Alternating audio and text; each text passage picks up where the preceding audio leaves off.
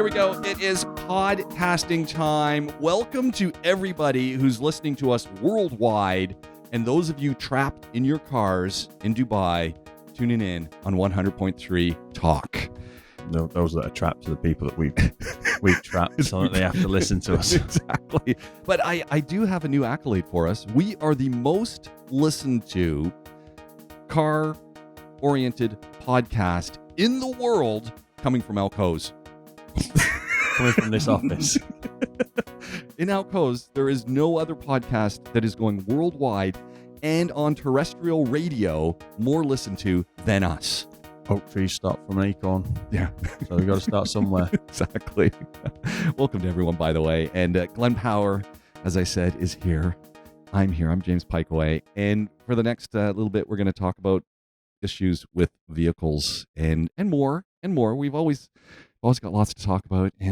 But I do want to kick off, first of all, with a double whammy. We've got Joey Woo Woo and my son. Both of them at some point have been driving Toyota Corollas. Joey Woo Woo, not happy with his Toyota Corolla. He does the drive in Canada over the north part of Toronto out by the airport. So he's coming from the east end going to the west end of Toronto, essentially. And he's been using a Corolla.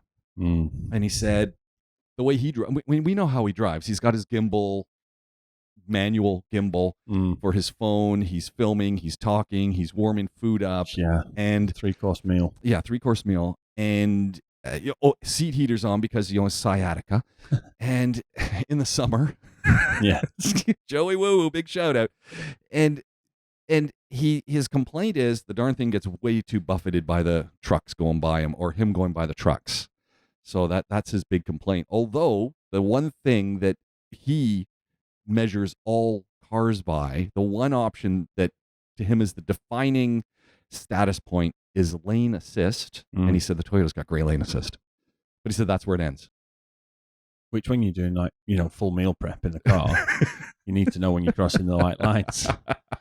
So you can understand his need for good lane assist. Yeah. But although I did, and this was not Joey Woo Woo, but I did see this on Instagram, someone who had found a good way to hack the lane assist and turn it into an autonomous vehicle, and they'd wedged a can of Red Bull into the steering wheel. Genius. And then the steering wheel thought that it had weight of a hand on it, and it drove autonomously. Yeah, excellent idea. So then, that can't fall off, can it? So, no. I mean, you can't crash. No. And in Joey's case, he could do, not just do the meal prep. He could put out a tablecloth and eat if he was to adopt that technique. And do the washing up. Yeah. Little bowl of water on the side, a bit of snow melt. Yeah. So that was Joey Woo Woo's complaint. Otherwise, he said, no, look, the Corolla, if you're going to drive short distances around town, whatever, it's a Toyota Corolla. It is what it is, and you're not going to go wrong. My son owns a Toyota Corolla, and it appears having, and we talked about this in previous podcasts, so scroll back, but he was looking for a used car, first car, etc. You can't go wrong with a Toyota. Gets a Toyota Corolla. Even when I saw him with his Toyota Corolla, he said, I said, oh, can I get in and just give it a, sit down and, you do the once over. And he's kind of going, Dad, it's a Toyota Corolla. There's nothing special about this car. It is just getting me from A to B. And I thought, first of all, that's kind of sad that even if you're driving the most inexpensive car in the world, you're not getting in going, oh man, I really love my ride. And he does not, it does the job. That's yeah, A to B. And that's all it has to do. Him and his buddies all own Corollas, I guess because they're affordable, and recently got in touch and said, Dad, I got my guy, got the car in with the guy because we got a problem. And I sent you the piece. He's got a problem with the transmission. And I don't know if it's a CVT or regular transmission, but whatever it is, the issue is the transmission has a solenoid in it, and that solenoid has gone, and now he's got to replace it. And that is a very inexpensive part that ultimately, because of the way the manufacturer has packaged it, the solenoid has to come in the entire piece. Yep. It's a fortune to replace. Yeah. And so I reached out to you and said, hey, is this part any cheaper here? And as it would turn out, probably not. Definitely not. Because of the way, as you said, because it's rather delicate when it's not installed, it's got to be packaged in such a way to ship it. Yeah, and get the safe. shipping would prohibit. Even if it was cheaper here, you'd lose that on shipping. Yeah. Yeah. So the interesting thing was then, as talking to my son about this, because obviously, the Bank of Dad will have to help him subsidize this over, You're still doing those 0% loans. yeah, 0% loans. So, and fortunately, though, my son does pay back. He does pay back, which is great. But you gotta help. This is the deal, right? And in talking to him, he says a couple of his friends, or at least one of his friends who has the same car, has had the same problem. And I'm going, hold on a second. Two people are having the same problem with this. This sounds to me like a problem more than one or two people are having, and that sounds to me like what's going on. There's an issue. Yeah, I think there's obviously we don't see the majority of the Corollas here are learner cars, right? Yeah, from driving schools. We don't see that many Corollas in the workshop. Although saying that, I got a message this morning. Somebody whose driver's got a Corolla wants to bring it in on Monday for an inspection because he just wants to make sure it's okay. Yeah. We don't see that many to say it's a common thing. Plus the climate in Canada, which will have a massive impact on anything mechanical, especially something that relies on oil. Well, so what is this piece? So the piece you sent, they'd mentioned a faulty solenoid, which I think they'd just read a fault code out and passed that information on. But the actual part they're looking for is the valve body. Right. So the valve body... because as my son was describing it, that solenoid is attached to the valve body. Yeah. So the valve body, in as basic terms as possible, is effectively a big electronically computer-controlled series of channels and galleries where oil is directed to allow for whichever gear is engaged, or however you need to disengage the gears. Part of it will be the solenoids. These solenoids are what open and close these galleries. They're effectively just a switch that pushes an arm out and pulls the arm back in. That's all it does, and it's regulating oil flow. Okay, so pretty simple stuff. Relatively simple, ingenious in its origin, but very, very, the just like with a lot of things, the genius of it is how simple it actually is. Yeah. It's quite overwhelming and daunting to look at, but once you get your head around that, it's a very simple part, but it is very, very, very finely engineered. So there's a cost to it. Yeah, $900 Canadian to get it out. As it would turn out, the only place you can buy the part is from Toyota. So at least you're getting name brand. It depends on if the gearbox is Toyota haven't made the gearbox. Right. So they will have bought it from a manufacturer that make gearboxes, and that's the problem. Because Toyota don't make the component parts, they buy them. They can only sell them as parts. They can't sell the individual components. So if you find the manufacturer of the gearbox, and then probably ZF will probably have the part for sale. But then you've got to find an installer that's a ZF trained installer that can strip the valve body down. Because if you make a mess of that, and you're in a whole world of pain. Yeah, so so essentially where it's the route one has to go. And unfortunate. I mean, it happens. Apparently it happens more often than one would think. No, it would do from the sample size we've got. Obviously, it seems quite a common thing. And, like I said, the climate will play a part in it. It might be a common issue in a colder climate like Canada than it is here. But we don't see that many for me to say yes or no on it. And, we've had this conversation before with Toyotas. I'm not the biggest fan. And that's as a car guy and also as a business owner. But because they're so reliable, they do get major problems because people are never ever taking them to the garage. We had a car in last week for an engine rebuild after the head gasket had gone. And when we took it apart, it was so bad in there. Just carbon deposits all over everything, and it's like because just Mitsubishi Pajeros will come in missing on 2 cylinders. They'll misfire on 2 cylinders, but no engine light. And it's like you even think about putting the wrong fuel in an Audi and it puts all the lights on before you've even done anything. So it's a bit of a game that you have to play, and because it's so reliable, it's probably not necessarily been well maintained or over maintained, shall we say, by the previous owner or owners, because it never gives it a warning light to take it into the garage. If it was a Jaguar, it's in every other week. So these sort of things happen. $900 Canadian, what's that in dirhams? let's say 2.5 times. So It's okay. So you're nearly 2,000, yeah. 2,500 dirhams. Now, at least he's got a guy who can get the part. He's from a garage. He's got his own setup as well, so he does it on the side, and this guy's going to do it at cost for him. But and he said, look, if he takes to Toyota, got that, and he's got the Toyota. So anyway, it's like it is what it is. To me, it was just of car ownership. Well, and that's the thing. And so everyone out there who's listening, and you're thinking, look, I got to get a car. I want to get a car. I need a car. And I was there. I was that guy back in the day. I needed a car badly when I was young, and I maybe did, and there's a lot of convenience value to a car, but you've got to factor in, especially if you're on a limited budget, that okay, a car is going to cost me, and not only my payment, if you've got to do a payment, not only your insurance, but also you've got to factor in repairs. My son's also got, his case, he's factoring in, look, he's in Canada.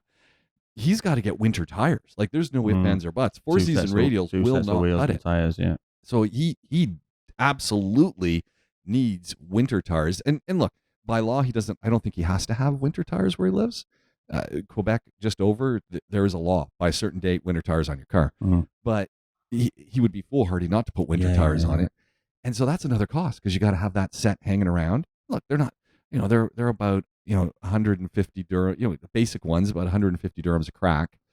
But you got to have, then you got your winter tires, your summer tires, storage of them, got to get them on and off. Yeah. Again, a cost. And then potential unforeseen repair costs. And I even said to him, I said, hey, don't forget oil changes. Yeah. Even if you change it in your driveway, even if you're getting a buddy to change it. This $900 for the valve body comes with a and because he's going to need the oil and filter for the gearbox change at the same time. So you do that. You're over $1,000. Yeah. And then if you're going to do that, you might as well change the oil regular. And I mean, it's all of these little hidden things. Yeah, it's going to be done. Great. You got it back on the road. Great. But that's another payment that you've added in. And hey, you're going to have more payments. Something else is going to go eventually. Yeah. Well, my first car, my granddad, he bought it for me. My grandma and my granddad bought it, and it was £300. It was a single owner. It was a Polo. It was a 1991, and it was £300. And I think in the year that I owned it, probably spent £60-70 on it. That was, that bought me an oil filter and some oil twice that I changed, and that was it. And I used to go and deliver Chinese food. There's a bit of a side job after I finished it. Did you ever get that smell out of that car? No. It always smelled like I chicken. drove it until it had an oil leak from the rear crank seal, and it was like, you know what? I'm not taking the gearbox out of this on my own. I'm not paying someone to do it. And I sold it as it was for £100. So the car probably cost me all in like £300. I got a year's worth of driving out of it. There you go. Then 5-6 years later, all the older cars like that all got scrapped because the government did a scrappage scheme to get people to buy new cars after the economy crashed in 2008, 2009. They tried to lift the motor industry, which is a big trade in the UK. We don't make much there now, but it's traditionally a big trade, and people were getting £1,000 for any car they scrapped, plus £1,000 off the government, and then people are digging in barns looking for cars. Depending on the vehicle, I think you could get £2,000. Now that's ridiculous amounts of money. And we were at a relatively large dealership and part of quite a large group at the time. We were seeing cars left, right, and centre, and we weren't allowed to buy them. They had to be scrapped. So you would have seen some beauties too. So now, if you can take the whole Generation Z, Gen Z, whatever you want to call it, attitude of, save the whale, save the rainforest, whatever anyone says, it's all about cars and people keeping cows that are killing the planet. We can go into that. There's science on both sides, and it's a good discussion to have. But that's one aspect for Generation Z, the Gen Z. But the other aspect of it is there aren't any affordable cars, and I feel and understand that because I wouldn't have had if I'd have had a car that cost me whatever the Corolla cost your son as my only option as a first car, I wouldn't be having a car at 17. I mean, don't forget, I was 17 at this point. So I think my son's in his 20s, so it's a whole different world. Your son's probably a bit of an outlier in terms of if you get to sort of 21, 22 and you've still not got a car, most people think I've managed so far, especially if you're in a city with decent transport and you work locally or whatever it is. Now, the UK, like most developed countries, it's expensive to live in cities, and people tend to do a lot of, the village I'm from used to have nobody in there other than people that worked in a coal mine. And now it's just houses everywhere because we're right on a major junction for the main motorway in the UK. You can get all the way to the north of England and all the way to London on that same road. And you can be in London, you can do 25 junctions on the motorway on the M1. You can get to junction 4. You can get on a tube at Stanmore and get into London. And you can be in London from where my mum lives. You can be in London in 2.5 hours. Pretty good. And the rent or the house prices are probably a quarter, maybe a fifth, or even a sixth of anywhere closer to London. So people do it. Well, so they need the cars, but there's no cheap deals there. So what's the incentive for a kid? They think cars are the devil for a start. And nobody's challenging that. Nobody has come out and said, hang on a minute, this is clean. What's not clean is the stuff you're being fed and how that arrives in the supermarket. If you own a car, grow your own veg. Yeah. You know what I mean? There's none of that. Nobody's giving any sensible get on with it advice. Everyone's just giving it doomsday. Yeah. And then add to the fact that, okay, well, I'll ignore the environment. There are people that will. And they shouldn't, but they will. But then they'll say, well, actually, I can't. We've seen it with houses, right? Cars are the same. For most people, it's the biggest purchase they'll ever make because no one buys a house nowadays because they can't afford it. And now people are being priced out of cars. So what do you do? Exactly. Exactly. It's just that reminder, taking it right back to where we just started this conversation. If you're going to buy any vehicle, factor in, look, if you're buying new, that's a whole different game because you're spending a fortune and you're going to have a warranty. But how many people are doing that? It's a handful compared to what it used to be 10 years ago. If you're buying used, factor in, it's going to cost me to repair this thing. Yeah. I mean, in North America, there's the right to repair bill, right? So there's the motor manufacturers have to provide. I saw that coming out in the EU as well. There's big potential for it. Yeah, I see them talking about it. The right to repair bill basically says, and it's obviously more detailed than this, but basically says manufacturers that release a new car need to be able to provide parts and technical data to anybody. Right. Which will change everything. Which means that if you go and buy a brand new Tesla, you should be given the details and technical information of how to repair that vehicle on your own, on your driveway, which is a fantastic idea. The problem is, well, it's not really a problem. And I wouldn't, that cynically you could say that this is why manufacturers overcomplicate things.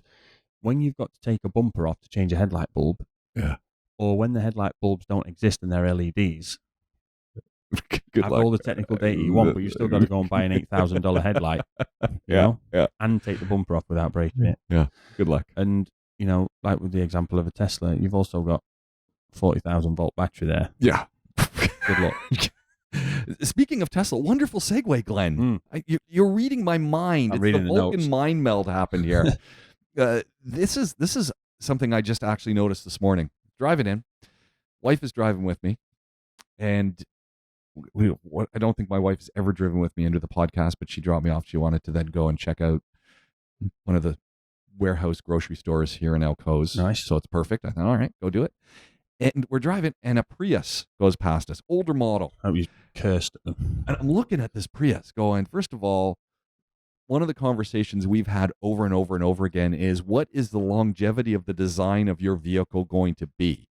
And if you own something that's 15 years old, is it still going to look decent at 15? Look, if you want something that's is timeless, get a Wrangler. Because even when they change, they look the same. Yeah. And I got an old one. I sit beside a brand new one.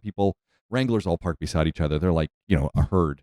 And whether the guy's got his lift kit brand new parked beside me and I'm sitting there, I still look good. The Prius, not so good.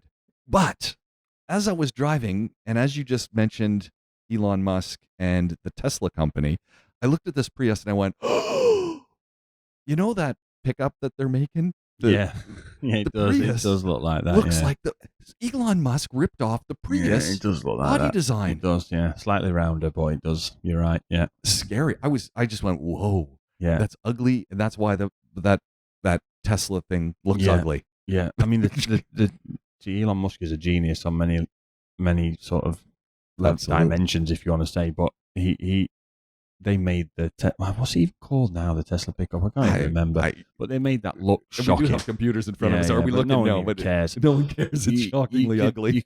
You could make that. He made that look like that to be memorable. Yes. In terms of, that's that. It's an attention getter. That's that thing, right? That's that Tesla, and it doesn't look like anything. He could have made it look like an L200 or the more traditional pickups, but no, he didn't, and he made it look how it's Cybertruck. That's it. Yeah. So Cybertruck. He made it look like that because it fits the name and it is what it is. But who's buying that? No one. Well, apart from to say it's a. I mean, I don't know whoever bought a Prius. To be honest, I don't get it. Where's the pickup part? It's like I don't see the open part on it. Like it's closed. You know what the worst thing about it's a van, it is, isn't it? The worst thing about it is, right? All of these manufacturers, like all of these great car manufacturers that had nice models that are all going. You're not going to see these models. I mean, Volkswagen are doing away with the Golf. Yeah. Can you? I'm in disbelief at that. Yeah, but that won't be the end of it. The Passat will go. No one wants to sell them. The Passat will go. The Golf and the Passat. What is Volkswagen? All right, so the Beetle's gone. The Beetle's gone. Yeah. Again. So just make cars that look like that. Just bring back the Beetle. Not the new one. Bring back the old one. It's ridiculous. I don't get it. But Elon Musk again. Nice segue because there's something I want to talk about with it. Artificial intelligence, and he's just having been out there saying everything needs to pause, probably out of fear, and rightly so. He's also started an artificial intelligence company. Let's just pause for just a second, and for anyone looking in, this is the artificial intelligence designed vehicle. This is the PowerWorks VW inspired and Willy Wonka vehicle. I don't know why the Willy Wonka got involved. Because I just like Willy Wonka. And I'm doing a presentation on Monday with a colleague, and we have Willy Wonka. We're talking AI, and we have Willy Wonka, and he's put me first because obviously he's going to shine, and he wants to look, really good. So he's put me first. But that's quite the AI vehicle that you guys. VW, Willy Wonka, PowerWorks. Yeah. AI's got some real problems, but the anyway, you're back to AI and Elon Musk. The cesspool of Facebook, right? There's some AI AI groups where people will get AI to prompt a drawing, and then they'll just say, "What did I prompt it with?" And you see it, and you think, "Oh no." So talking AI, this is my. I'm going to get on my soapbox for a minute, and AI is great, and everyone's talking AI, but honestly, you gotta put some earplugs in and focus on the AI that actually works for you. Yeah. And look around. And so I'm doing a presentation on Monday with my colleague, Richard K. Wood. Go look him up, Second Light Photography, 2ND Light Photography, all one word. He does great stuff. But he does completely different things with AI than I do. And for this show, for instance, I create a transcript from our conversation. From that transcript, I create descriptions that I put up. Typically, I summarize it, and then I might use AI to help me. Last week, I found one of the tools, the tool, otter.ai, that helps me with the transcript. It does the transcript, actually has an AI tool built into it that they've just unveiled. And so I asked it to write a description of this podcast with 5 takeaways that Glenn has given us based on the transcript. It did it. And I went, now that's a pretty decent use of AI. Yeah. But do I need the images? No. Concentrate on what you're doing and how. And the AI doesn't replace you. What the AI does is it goes through you and allows you to leverage that technology to do a better job or to do pieces of it. Because I still have to review it to make sure that's what we spoke about. Yeah. Because it could lie. Yeah. And fortunately, it didn't require much development. But I think some people are just getting caught up in all the AI. The problem you've got is, like when we have a conversation, particularly as a British person, a lot of things that I would say would be sarcastic. Right. So I could say something like, Joe Biden's speeches must be written by a really poor AI. Yeah. Now, that's obviously a joke, just based on everything that you hear in the news about the guy and see on online. But you put then a transcript of what I've just said, which is just black and white words on the screen through a coded AI. Doesn't get it. That's going to not get that. No. And then I'm some far right Yeah. You know, You're flagged, and you're not going to get into right? the U.S. You get it exactly right. So no, it is an interesting time But for AI. The other side with the interesting time for AI is I'm kind of living in the world where I wouldn't say I'm on the wave, and I wrote this up in a LinkedIn post because it just came to me at one morning. I said I'm not on the wave, but I'm in the banana boat behind the boat, so I'm in the wake.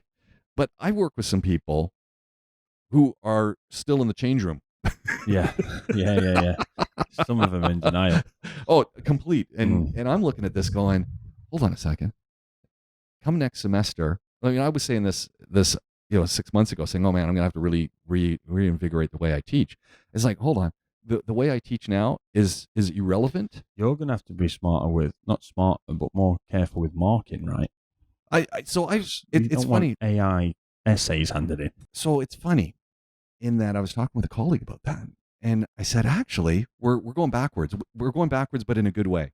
So I absolutely want my students to use AI to write their papers, and not to write them, but to help them with what they're doing. But you got to put in the right content. But this changes the way I'm now going to grade those papers. So first of all, the paper is important, but it's going to be worth a much smaller amount of the grade, as opposed to when they come to my office and sit down for 20 minutes and talk to me about the paper. Yeah. And if they can't talk to me about what they've written in that paper, and so explain to me how, Marshall McLuhan's medium theory actually applies to, say, a television, or, now it did apply to television, so how does it apply to your mobile phone? If they didn't write it and don't understand what they've written about, they're going to have no idea. And that's going to be, well, okay, you failed at what you're doing, because the goal of the AI is, have your stuff, create the product. We're going to now talk about what the deficiencies are. What are the things that left out? Like you making that sarcastic comment and it getting it wrong. That's the kind of stuff. Now we want to actually have conversation. It's not about memorization. You can go find the data, but it's about, do I understand it? Can I think? Which has taken us right back to Socratic method of learning, as opposed to where we've come to in so many situations with, we got standardized tests, we've got to memorize, and X, Y, Z. It's like, it's full circle. And I'm thinking, this is wonderful. The problem with education being, my colleagues, not all of them, so I'm tarring everyone with the same brush, but education is slow at change. Educators hate change. They don't want to change. They want to keep everything the way it's been going for years and years, because it's comfortable. Then write some papers and do some research and teach a little bit, and I just pull up my file folder and away we go. Well, it ain't going to work anymore. No. I mean, you can keep doing that, but I'm telling my students how to use it. I said, why wouldn't you copy all of my notes that I'm giving you? Why wouldn't you transcribe the lectures, put them into AI, ask it to create the transcript, from the transcript, ask it to summarize it, from the summary, ask it to make 20 multiple choice questions about the content so you can study? Well, why wouldn't you be doing that? It's going to take you half an hour. See, that's a smart use of it, right? And they're not thinking like that. They're going, oh. No. So then I'm thinking, okay, the smart student is the one who can get all that material and then sell it to the other students. Yeah. So you at the back of the class. Different glasses on a hood. Different glasses on, saying, hey, here's a course pack that's going to cost you, $50, and it's going to sort you out for the semester. Yeah. Or a membership to this portal where... But the benefit... that's an even better way, a membership scheme. Paywall everything. A paywall and say, hey, you want some decent notes from the class, so you don't have to actually take them. I just have to go and sit in the lectures and copy them. But the humanitarian side of that is, you can then be in because anyone that's in one of your classes is a very fortunate person. They're in a position to afford to pay for an education that takes them to that highest of levels. So they could do, purely capitalist, cynically summarize the courses using AI and sell them. But they can be provided to the Red Crescent and the Red Cross and UN, and then they can go all around the world, and people all of a sudden, for very, very cheap, are getting a summary of an education system that the Western world and developed world are paying millions and millions and millions of dollars for every single year. So what I've done is I create these course packs that are full of the materials I want the students to look at, with the assumption misguided, of course, on my part, because my students don't read. I mean, and this is most students worldwide. It's the age, right? Yeah, they're not necessarily reading any of the readings I asked them to do, and good luck if they're actually reading the material I put into the course pack. So what I do is I'm naively making the assumption, knowing they're not, that they're going to read all that stuff. So I actually don't talk much about the stuff that I'm giving them in the course pack. That what I'm doing in the class is adding the context, the clarity. So if they haven't read even the basic stuff, you might as well be speaking foreign to them. Yeah. And you see it on some of their faces going, I'm reference to it. Yeah, I'm confused. As if, but did you read this? You said it's getting it's almost Socratic. Yeah. If you, and I'm not an expert on Socrates, but if you go over some of the stuff and the way Socrates used to think and ultimately write, he wouldn't have been surprised by AI. No, not at all. It's a common sense. He'd have probably only been surprised by the time it's taken. Yeah. Because he was, the way it works and the way it thinks is very similar to some of the things he writes about. So, and to bring it back to what we do with AI, so there's an article on CG magazine, and it was talking about AI for car maintenance. Now, we've messed around with it a few times in here, so we've got on a car. So let me pause you for a second. Glenn Power here, PowerWorks Garage. If you're just fast forwarded through this podcast, here we're talking about AI and auto maintenance. So pull over, get out your pad, take some notes. Yeah, so we've messed around with it before. We've had a car in with, let's say, the engine light on. We've seen what the fault is, diagnosed it, repaired it, done that, and then we've put the fault code and the description and the customer complaint into ChatGPT and seen what ChatGPT said to check this check. And 9 times out of 10, it tells us to do exactly what we've already done. Nice. It knows, it understands. Now, what this article talks about is AI being integrated into the vehicle. So it's constantly being monitored. So the vehicle's monitoring itself, but it's monitoring itself to a point where it can only flag a fault at the moment. But if you have AI in there that can assess what these codes and readings are from all these sensors that are on the vehicles, it can do 2 things. It can understand what a diagnosis is for that issue, and either using its abilities affect how the vehicle runs to prevent it from becoming worse and possibly cure itself, or it will give a message to your phone and say, you've got a misfire on cylinder number 4 and you need to change the injector, or you've got a misfire, or you've got the wheel speed for the front right wheel is a little bit off. We think you've got a fault with the bearing, etc., etc. So all these things will happen, but what it also allows it to do is dynamic service scheduling. Right. So if you explain that dynamic service scheduling. We've just been speaking about your son's Toyota, that it probably hasn't been well looked after because it's so reliable. It doesn't have to go in for every other week for something else. So a service getting missed by a couple of 100 miles here and there is probably what's happening. We've just had an engine in that's clearly not been serviced regularly enough. Again, because it's a reliable one. That wouldn't happen with AI, because the AI engine effectively would detect all of the sensor inputs, work out what it is, and instead of waiting for 10,000 kilometers or 15,000 kilometers or whatever service interval it is to ping up and say it needs a service just on a general countdown, it will ping it up when it actually needs it. But wouldn't that be incredible? Yeah. There's 2 ways of looking at AI and our automobiles, and in your scenario. One is, wow, this is a lot of information that's going to be shared. I like the idea from this, and that scares people. It's like, hold on, I don't want people, this is giving a lot of control to somebody who's got this information. I guess the auto manufacturers ultimately got to be the gatekeeper. But imagine from the auto manufacturer's perspective, if they can monitor every vehicle they make, and start to notice the trends on, like my son's capacitor issue, they can a solenoid issue. If they can start to notice these trends, start to say, hold on, we've got a problem in our manufacturing, or we need a better part. Yeah. And I just think that could be phenomenal. They monitor them already, so they are monitored already. They know what second parts they're selling. They know how often, and typically when they're in the dealership, obviously they know what the mileage is of the vehicles when these parts are being changed. So they have a reasonably good view. But what they don't always have is a why. Right. so they can start looking at all of the other systems that are. So wouldn't that be incredible? We get software updates all the time. So, we've talked before in the past that a lot of the Volkswagen Group vehicles are detuned in this market here because the climate, there's not enough oxygen in the air, and et cetera, for a given volume of air, So they detune them. So they're 10, 15, 20 horsepower less powerful here than they would be in Germany, for example. Now, that's because they understand, and it's a preemptive, preventative strike against unnecessary engine wear. Which is, I don't want to pause for a second, another reason to think twice about gray market vehicles that are coming for someone else that aren't made for this climate. Yeah, exactly, Right. So what you'll also get is they will see from the dealer, from the new cars that are coming in and out while they're in warranty, we're getting a lot of them coming in with this EPC warning light on and issues with this solenoid and that part and this component, et cetera. And because of the way vehicles are managed and monitored now, you can often fix that from ever becoming a problem with a software update. So you will change the fueling window.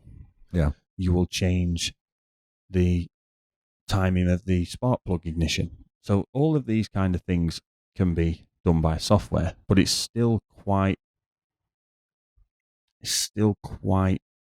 limited and restrictive because it basically needs reporting on the ground of a person killing flies. There's a fly in here, so it needs an individual on multiple occasions to give them an idea, and it's not always accurate either. Yeah. So AI that's self-monitoring will go back, give a full log to the factory and say, well, this component's failed, and then they'll overlay that over another vehicle with the same thing and say, you see, both of these people are smashing it into second gear. Yeah. We've got to limit the torque availability from the engine on that second gear change. We've got to, and that's something that's really, really easy to do. Now imagine, take it a step further, if that information, if I give permission as a car owner, say, hey, this is my regular garage, I want my information to be synced in with them so that they have access. Well, this takes you back to the right to repair. Yeah. There we go, full circle. Yeah. If you go right to repair, well, then you're entitled. This is your vehicle and it's your driving data. You're entitled to it. Definitely you're entitled to it anyway. But the problem is, are you then, the actual physical cost of the equipment to break down and understand this data, that becomes prohibitive. No one's not saying you can't. No. But it's $100,000 to buy it. Yeah. And that's where they kind of have a bit of an advantage, really, in the motor industry. But I think AI will...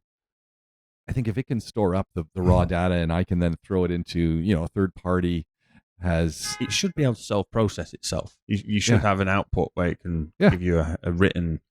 You tell it to write it in the style of Winston Churchill if you want. Yeah. But it should be able to give you an idea of how to fix it. Yeah.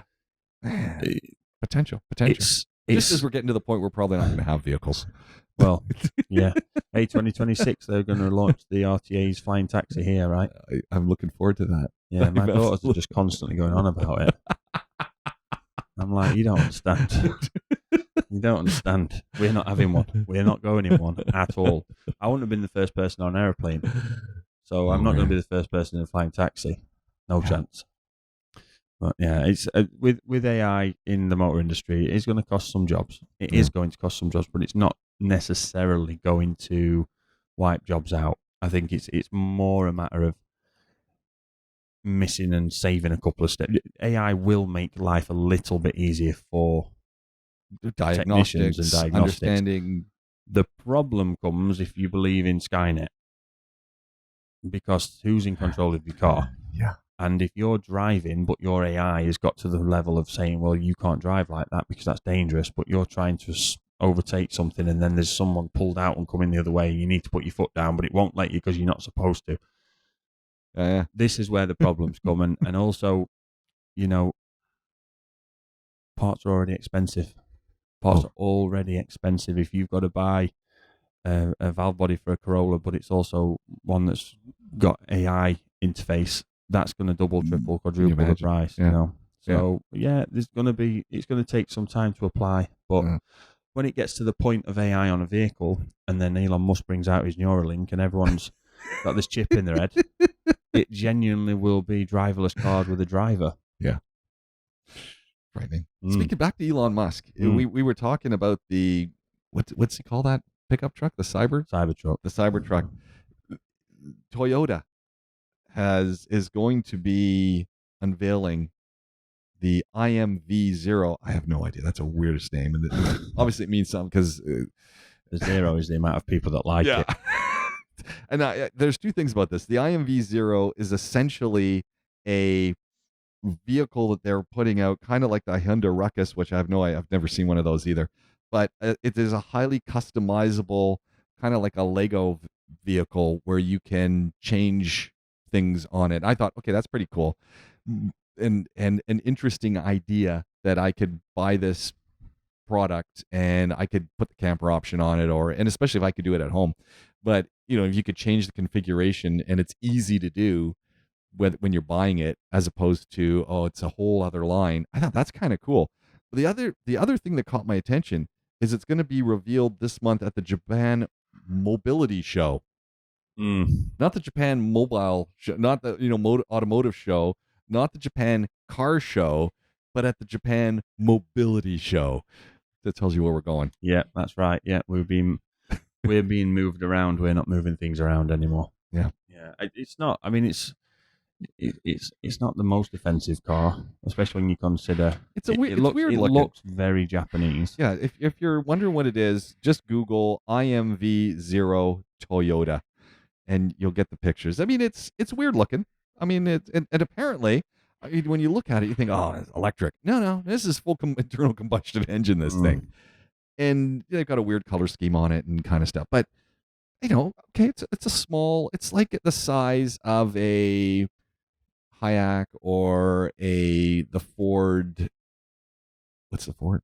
The Ford, those little pickup trucks they have. Oh, the Ranger. Yeah, the Ranger, Ford Ranger. There we go. So it's that kind of size. Yeah. Yeah.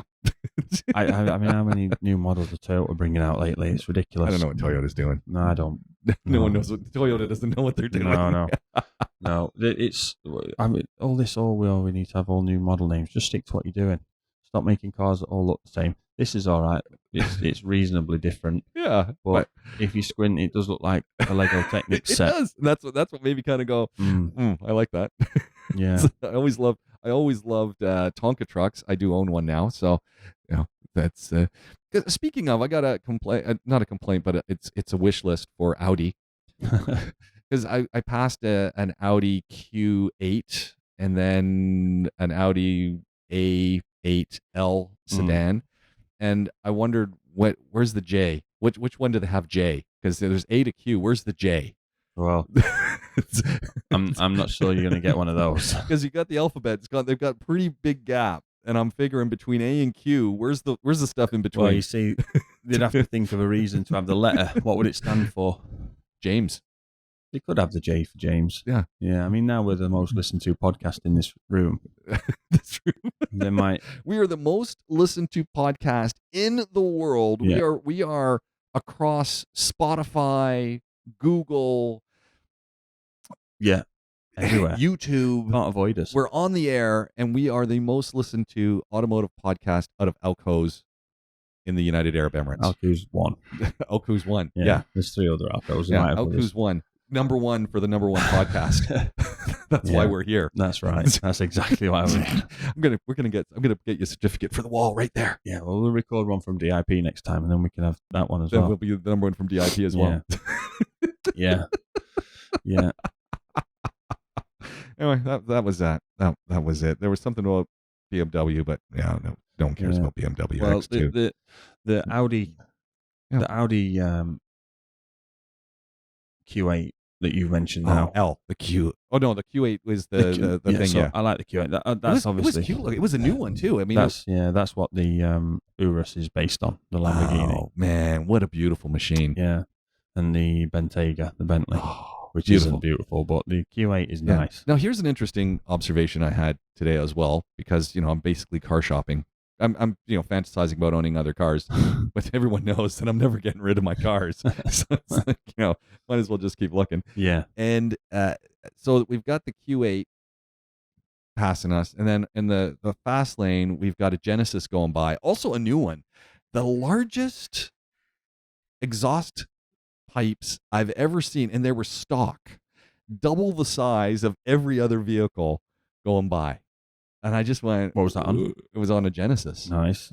And it was legging it. It was and it looked nice too, but that caught my attention because it was, it wasn't like they'd been replaced. This is stock material, double the size of every other vehicle around. There's a lot of stray cats around, so somewhere for the cats to live in it. So all that got me wondering, again, because and this is for anyone who's modifying their vehicles, beware that you could get caught out.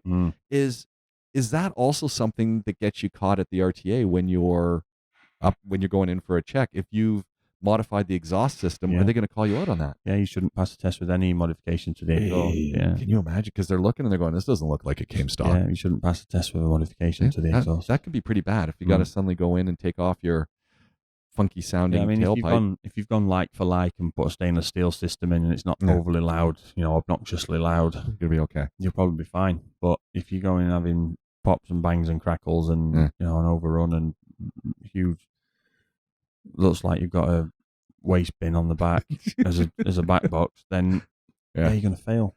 Well, there was one yesterday, and I just thought it was a brand new. I guess it was a GMC Denali pickup truck. Beautiful. I thought it actually looked a little smaller than the Sierra that was a little bit older across the road from it, and it was quiet. Man, was it quiet? And I just went, oh, okay, that's, and it was still a king cab, but I don't know what they've done, but it was quiet. And then the guy put his pedal to the metal. Whoa, what a rumble. Yeah. And again, the vehicle just sounded really nice, but when you really gave her, it had that, because I thought, it must just be some really chintzy engine in there. Oh no, I'm sure that it was some big bad monster. It's the big V8. And it sounded just grumpy, but not when it was just idling. I've never heard anything so quiet. And as he slowly accelerated, it must have the technology that's reduced it down to 4 cylinders until he cylinders shut off. Yeah. Because it sounded like an EcoSport or something. It was just that's what it sounded like. I thought, what a wimpy vehicle, until he punched it, and then it was like, whoa. Yeah. I mean, that's the thing as well, right?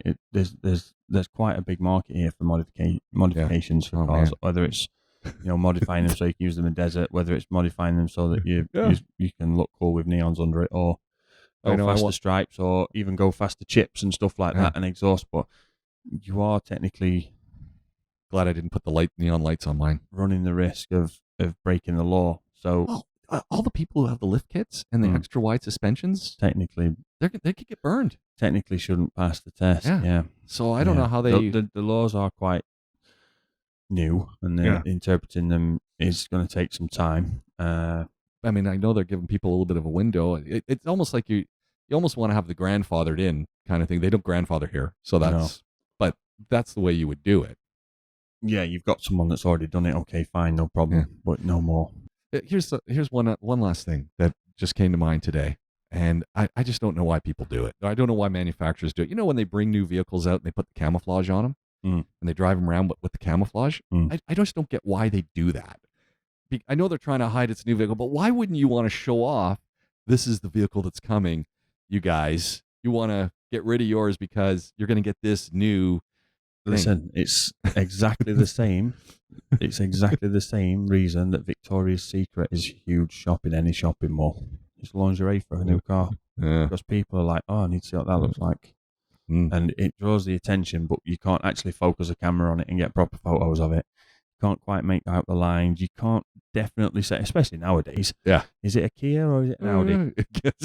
I saw one the other day like that. I wasn't sure if it was a Kia or an Audi. In the 1980s, 1990s, there's 100, well, it's not a Kia then anyway, but it's definitely whatever it is. Yeah. It's an Audi or it's a Morris or whatever the car manufacturer has. There was differences, but nowadays there aren't. So it does help. And, they like to cover the light designs because lights are still, because we like shiny things. Yeah. Lights are still a big deal and a big gimmick that people use to sell cars. So, they like to cover them up. Plus, test drivers like to be special, don't they? So they like to be, all right. Look what I've got. So it's the Victoria's Secret model that they're... It's lingerie for a car. Okay. All right. It adds to the anticipation. Okay. All right. There we go. It's that simple. One last thing. G-Wagons. Yeah. Really bad signal light size. Really, really bad. There's two things. I was kind of shocked this morning, again, on my drive in, with how small The positioning of them, considering how tall the vehicle is. Yeah. And I just went, on the other side, the Chinese GMC is really pushing the tank right now. Yeah. I've not seen one, have not been in one, but I do want to be in it just because it's called the tank. Yeah. Yeah. Ridiculous vehicle. What do you do? G-Wagon. So Mercedes are bringing out a baby G-Wagon, which I think is probably a response to everyone putting kits on the Jimny. That's exactly why they're doing it. And they're bringing one out, but the rumours are it's going to go in Europe first. Because obviously a G-Wagon in Europe makes 0 sense. Yeah, exactly. This is where prices people buy them. Tax and everything else. But the smaller one will be. But apparently the rumour is it's going to be between £40,000 and £50,000 in the UK. Who's going to buy that? No one. No. Why is you just going to go buy the Jimny? It's a better deal, and it's a Jimny. Well, as we've said, no one's buying cars anyway. Yeah. I drove a Jimny once, 2 blocks, gave it back. I said, why not just drive a Wrangler? Yeah. It's like, it was disappointing. I mean, it looks kind of fun, but it was such a disappointing drive. It was shockingly disappointing. Yeah. In all ways. There's a bit of a, not here, but the G-Wagon, as is a Range Rover really, in the UK in particular. Look, there's a show on Netflix called Top Boy. It's actually pretty good. We finished a series of it now. It's pretty good. A little bit gritty, and it's quite, especially if I'm not from that part of London, I'm not from that part of the UK, and I wasn't in that world, but you kind of know about it from, famous people that have gotten out of it, or whatever you want to call it, and all the sort of TV and news coverage it has. But basically, they're dealing narcotics. All right. Everyone drives a Range Rover or a G-Wagon. Well, there you go. There's a scene where there's someone waiting at a train station. They don't know who they're waiting for, right? Just this young lad, got a bag of whatever it might be. Yeah. Waiting at a train station for someone that will pick him up. Never met the guys. They turn up in a matte black or matte grey wrapped G-Wagon with blacked out windows. Must be them. In Manchester, right? It isn't a footballer. So why are the police not pulling them over and saying, where have you got the money for this? Yeah. Yeah. Show me your salary certificate. Show me your bank statements. What are you doing? Yeah. So policing's not that difficult when someone's got a G-Wagon in the middle of Manchester. There we go. That isn't a footballer. Yeah. But no, it's got a bit of a bit of a, let's say, reputation in the UK. Rightly or wrongly, I don't know, but because it's such an extravagant vehicle. Yeah. Which is ridiculous considering it looks like a shed with 4 wheels on it. Exactly. Right? Exactly. Even the new ones. Even the new ones. The aspiration to own one is, I don't get it. I mean, I have 0. They turn ahead though. Yeah. And like we've said before, because like with the same as you said about the Jeep, if you want a car that's going to be timeless, buy the G-Wagon. Yeah. There we go. Glenn, as always, this has been a lot of fun. Thanks you very much. James. Glenn Power, Powerworks Garage. I'm James Pikeway. Anyway, you're listening to us however that is, whether you're through Spotify, whether you're through YouTube, whether you're through Google. If you're still awake.